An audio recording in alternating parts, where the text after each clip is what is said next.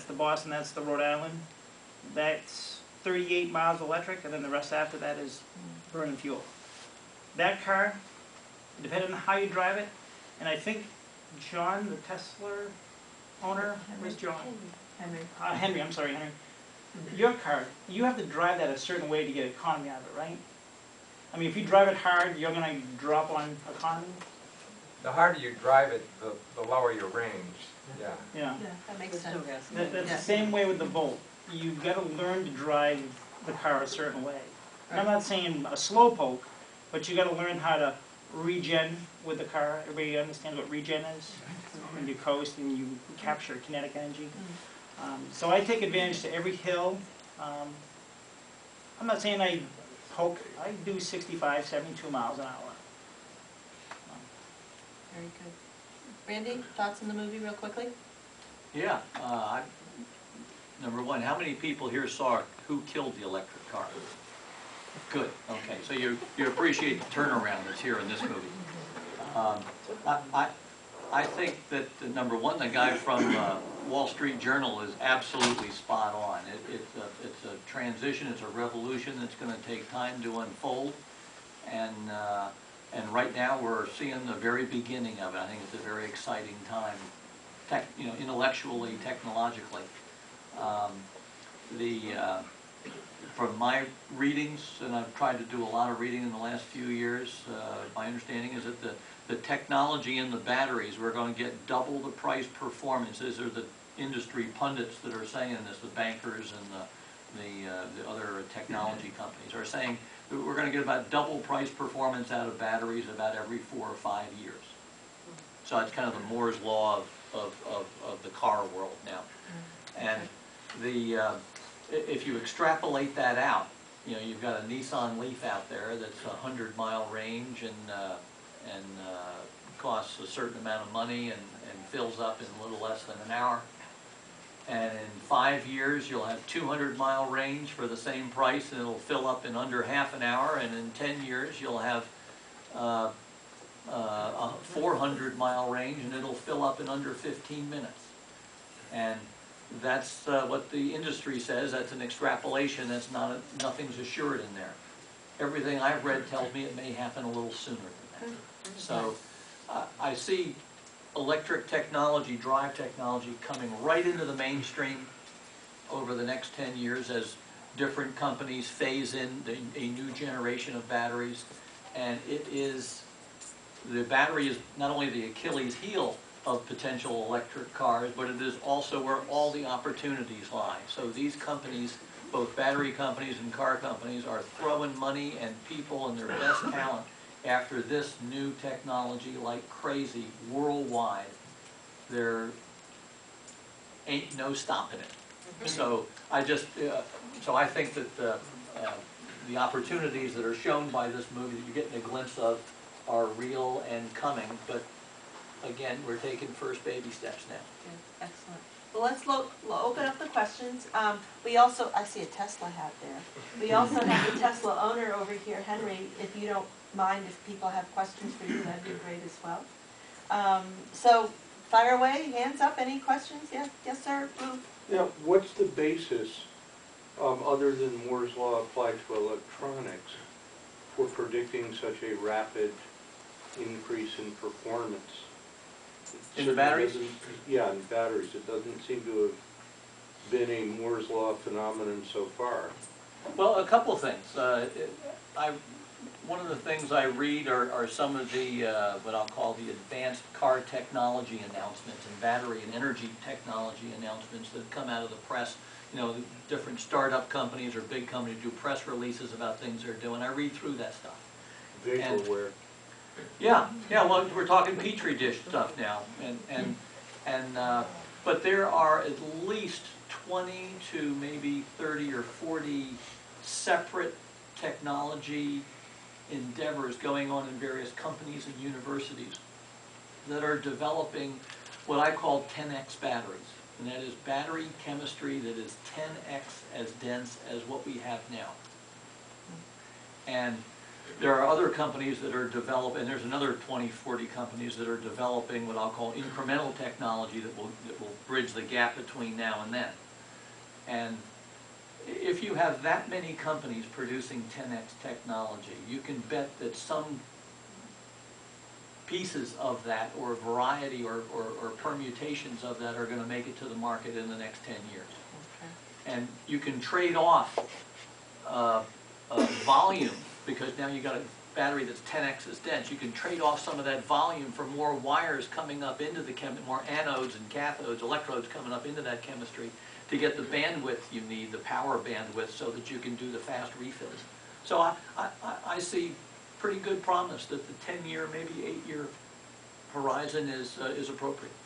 Mike, did you want to add to that at all, or I just? think Randy hit on it very well. Okay, does anybody have? I have a follow-on question to that. Sure. For Mike. What do you suppose, if that is true, is the likelihood that some of this new battery technology will be retrofitted into cars that are sold this year or next year? Good question, yeah. We, just to come back with that, we have a new program, a new system on our 2012 Buick called eAssist, which is basically a battery assistant on top of a fossil burning fuel. I've already thought of that as like, well, can you retrofit that idea, that eAssist, to a older car, like a Cobalt or something?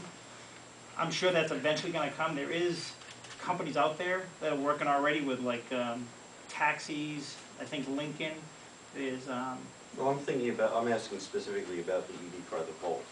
If somebody were to buy a Volt next month, and 4 years from now the battery is getting old, what's the Retrofit. likelihood that they're going to adapt it to new technologies? They're going to say, no, this is a Volt battery from 2012. You still get dinosaur batteries. I think you're going to have to probably upgrade to the newer car. Yeah, I'll weigh in on this. I kind of, if past is prologue, I don't think you'll see the substitute from GM. They want to sell a new car. That's what they're in the business of, selling new cars. However, if you look at something like the Prius, there is a small but growing aftermarket set of companies out there who are remanufacturing Prius batteries.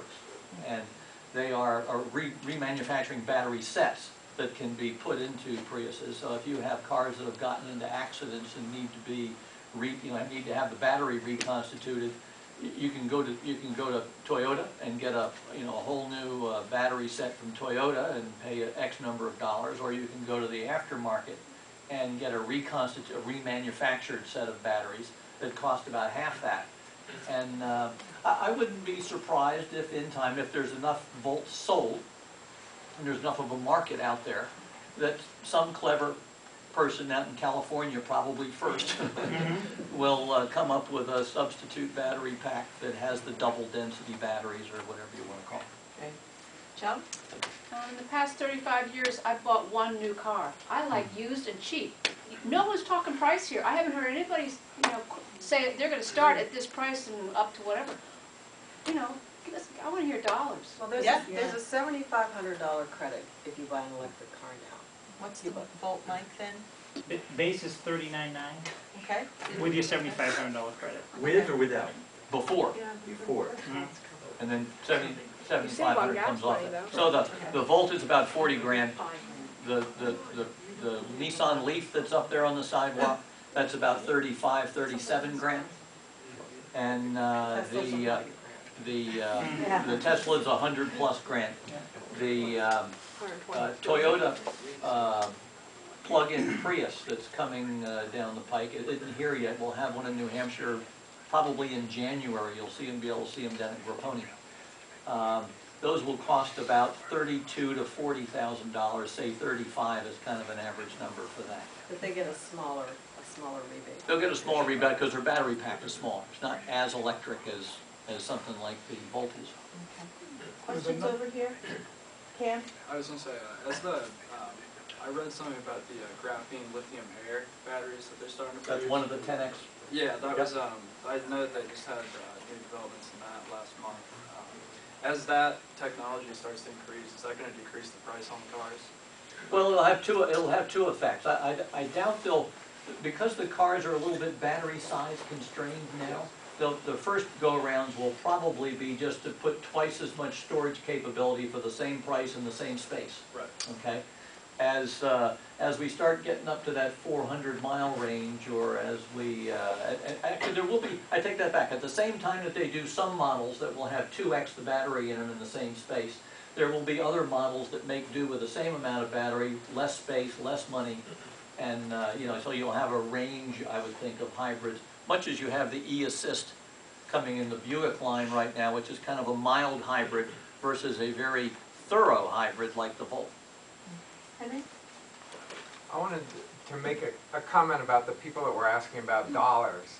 And, you know, we're putting out these numbers for what these cars cost, but you cannot compare these costs to what you pay these days for a gas-powered car. It's not comparable. Those who know about business and finance know that you have to do something called a net present value calculation to figure out what you're really paying for something. In my case, I was paying $300 a month for gas. It now costs me $3 to go of electricity when I drive 100 miles. So I'm making a much larger car payment, but it feels really good to be making that payment to a car company that had the guts to stand up to big oil, as opposed to making that same payment to big oil. Now, my car doesn't pay for itself with gas savings, and I won't try to pretend that it does. But some of these cars, like the Volt, the Leaf, you can't just hear these numbers, $40,000, and say, well, I've been driving $25,000 cars all my life. I can't afford that.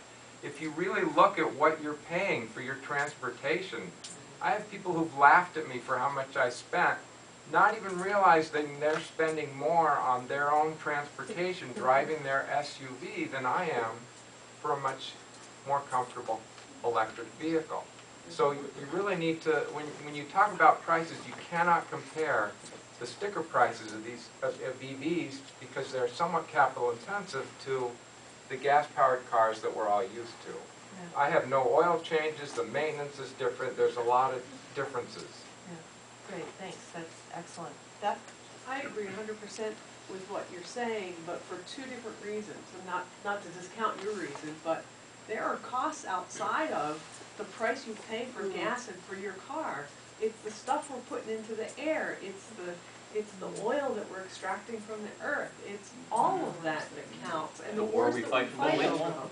If you put all that together, our cars cost us a whole lot more than the gas mileage, or if you do like I do and figure out the cost per mile for your car when it costs for insurance and all of that. You know, that's why I'm interested in this. It doesn't have to do, I don't have a lot of money, but you take it step by step.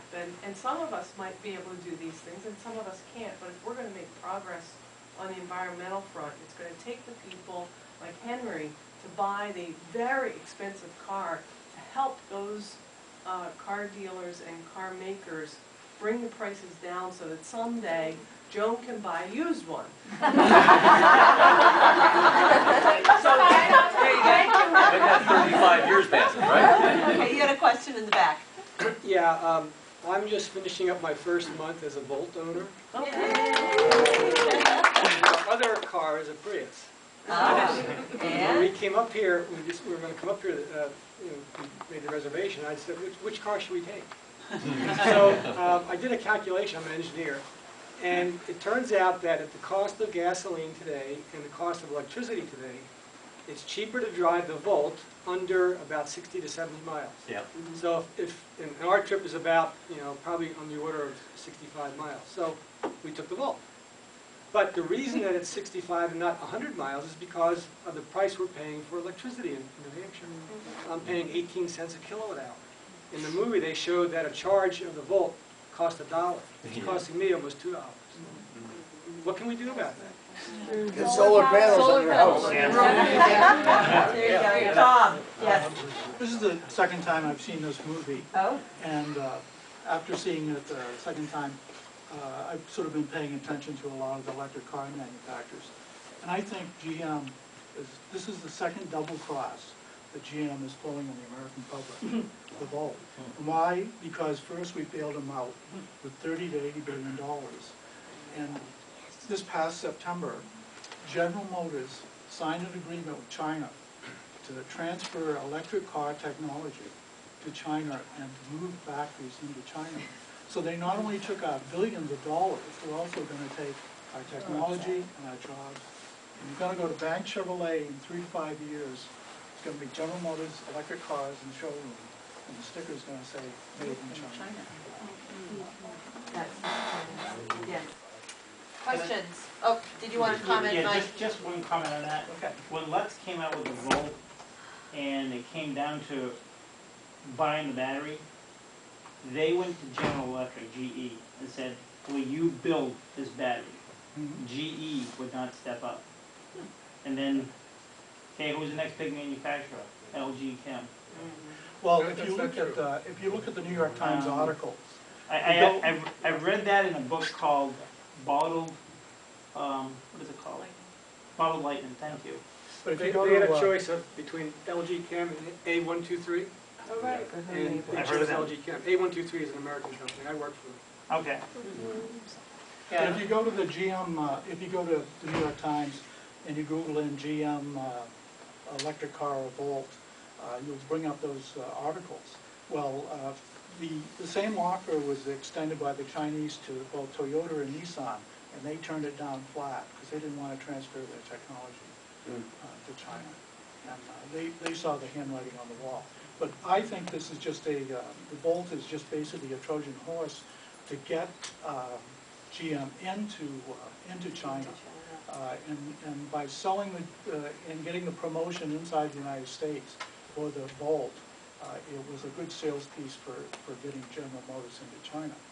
And you know, the GM executives, they're looking for the golden parachute because they want to build up their stock. So they know that they can get a better profit margin by manufacturing in China and shipping the cars over to the United States and selling them here. And I think To you're play gonna see devil's that. advocate, though, if it means a lot more electric cars all over the world, and China, you know, Well, it just means that we've given away Right. billions of dollars for I GM understand. technology and also jobs. Let me have They paid just us a quick back. comment, just a quick comment on that too. And you know, the point is valid, and that is that GM did make the deal with the Chinese, and they are gonna transfer some technology, not all of the technology, but they're gonna Yeah. transfer some technology over there. And I'm not sure that the Volt is the crown jewels.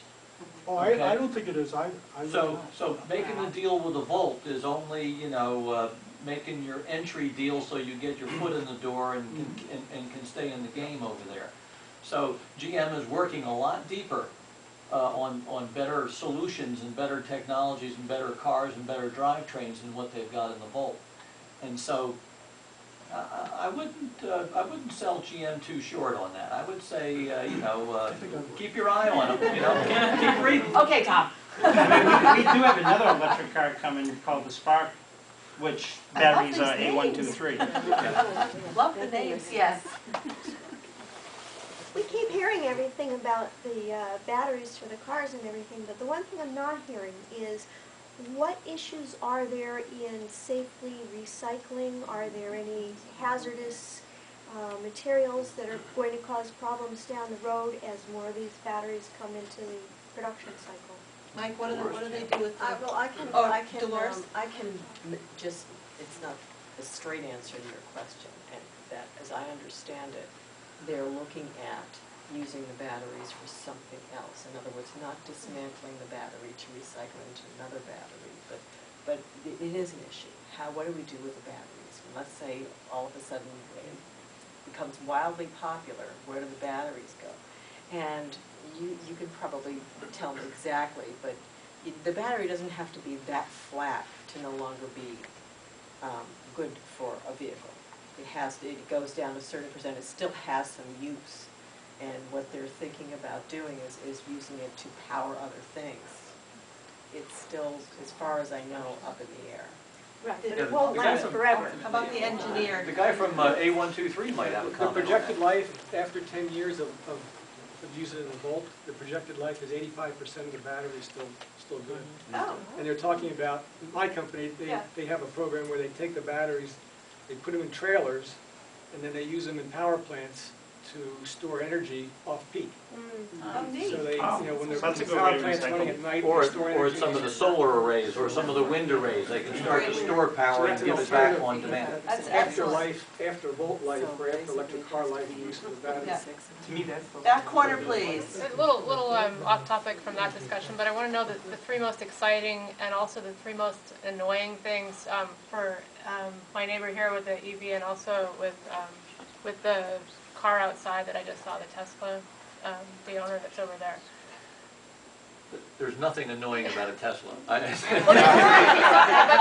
want to know the three most exciting Except that I and don't the have three most one. Yeah, except that I don't have one, yeah. So you want the three, most exciting and annoying and things about did it. you want to address that to Henry? Henry and also the neighbor here. Okay, Henry, you wanna, three most I'm hard of exciting? hearing, I couldn't hear a word Okay. she said. She would like to know what the three most exciting things about the Tesla and the three most annoying things about the Tesla are.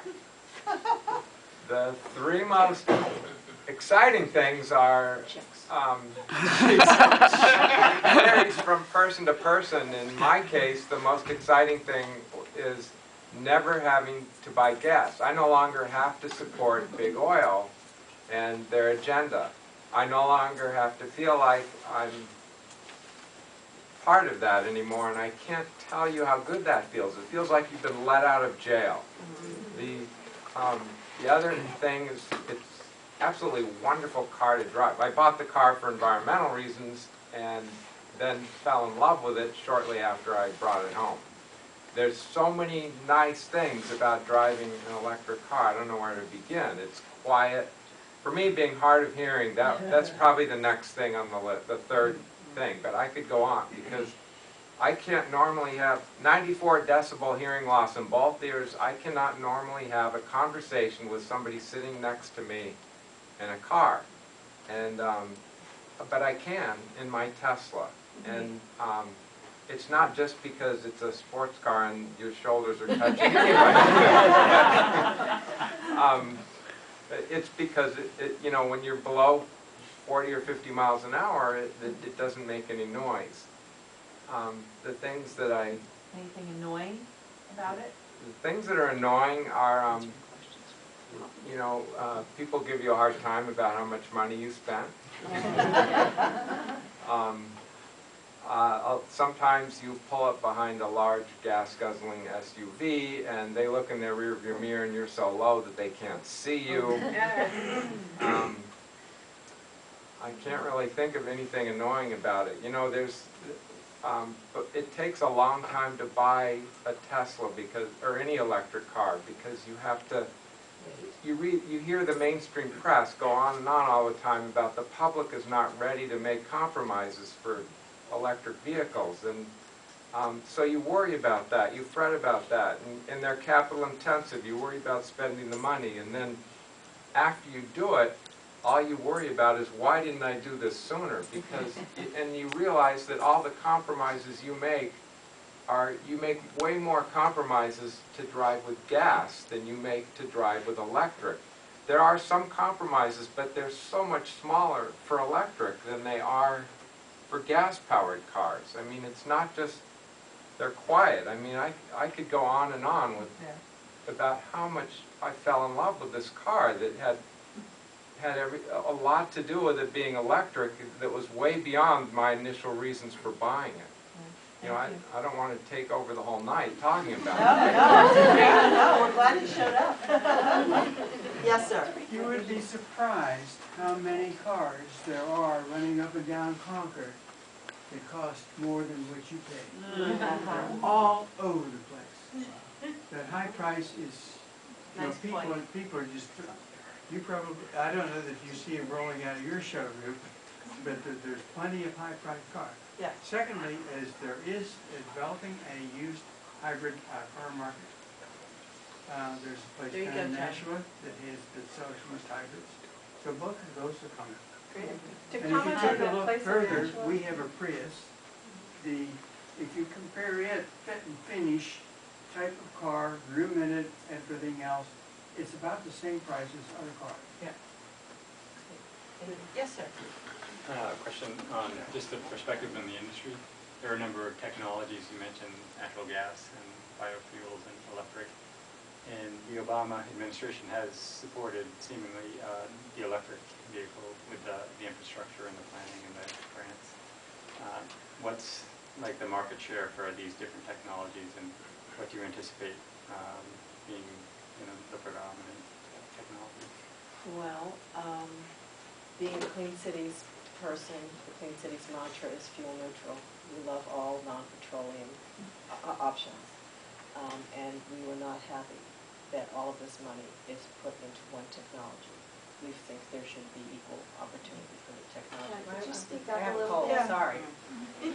We think there should be equal opportunity for the technology. We think that the government, if they're going to help out to promote alternative fuels, we feel that they should give all alternative fuels an equal share.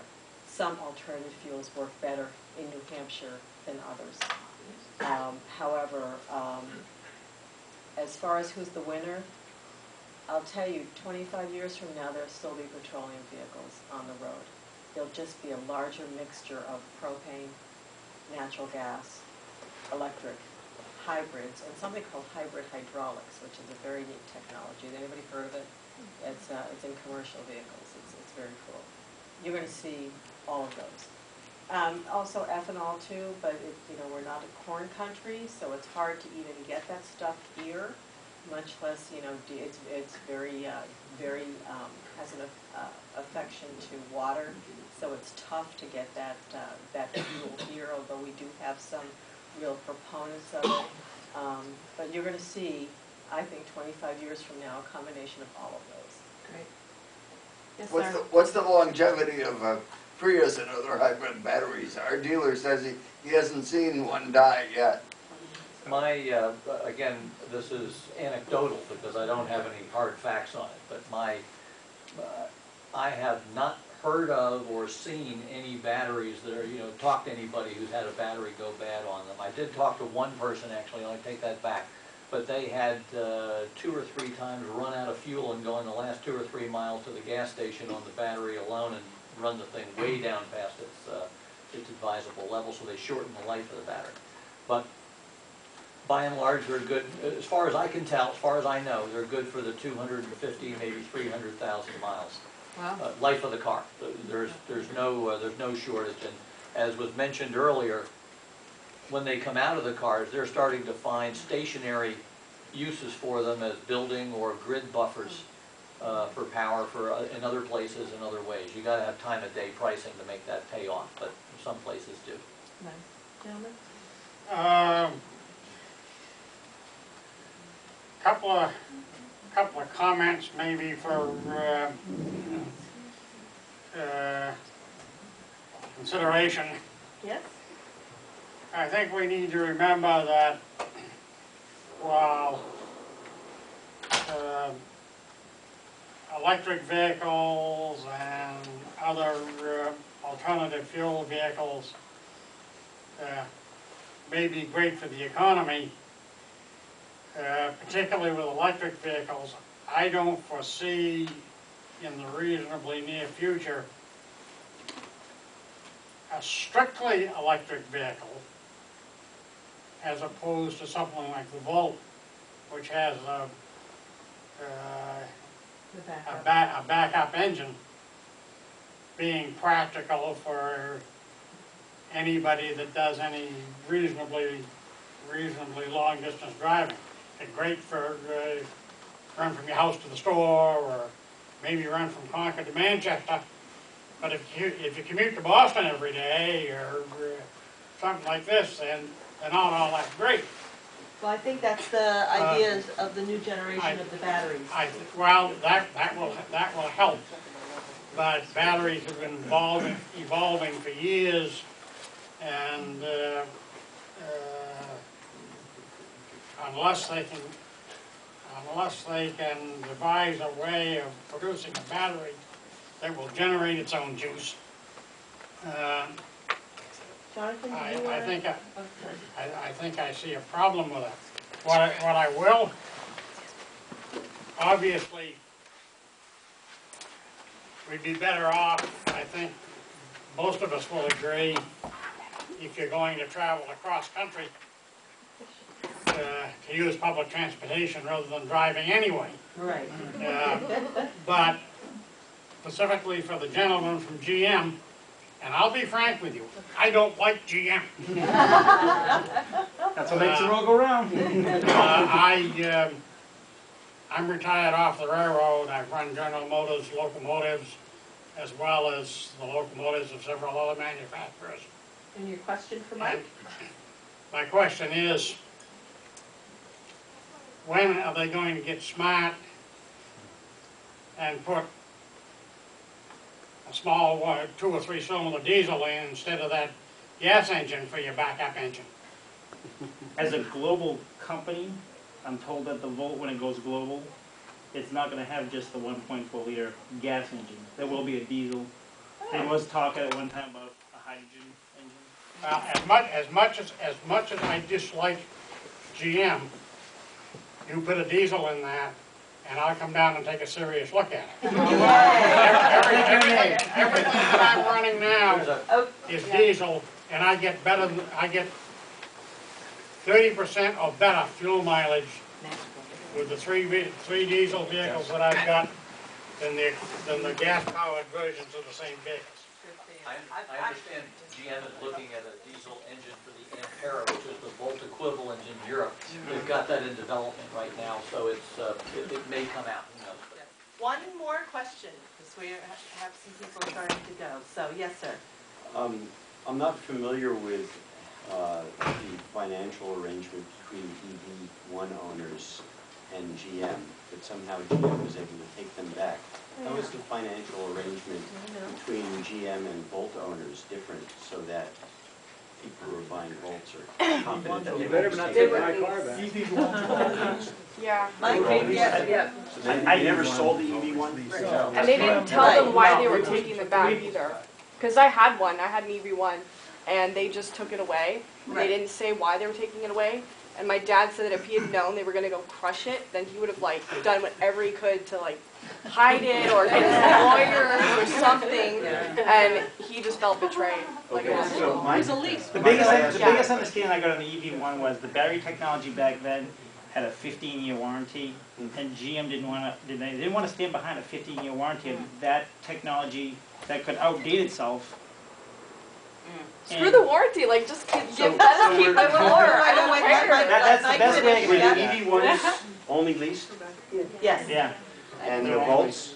you can buy or lease. But I'm going to make my honest opinion. If I had oodles of money sticking out of my pocket, I would probably still lease a Volt. I'm going to treat it like a computer.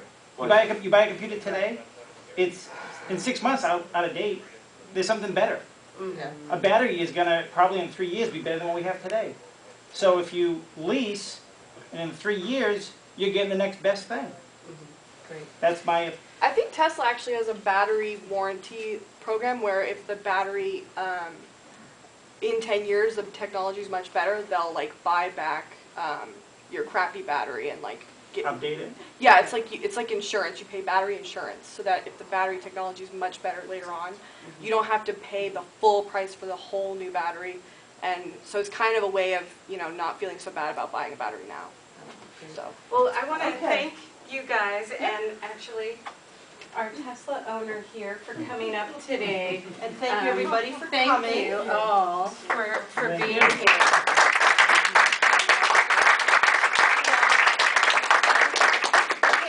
Usually stick around a little bit, so if you'd like to speak with them personally. And Kathy, did you want to say thank you again for sponsoring this evening? Thank you guys.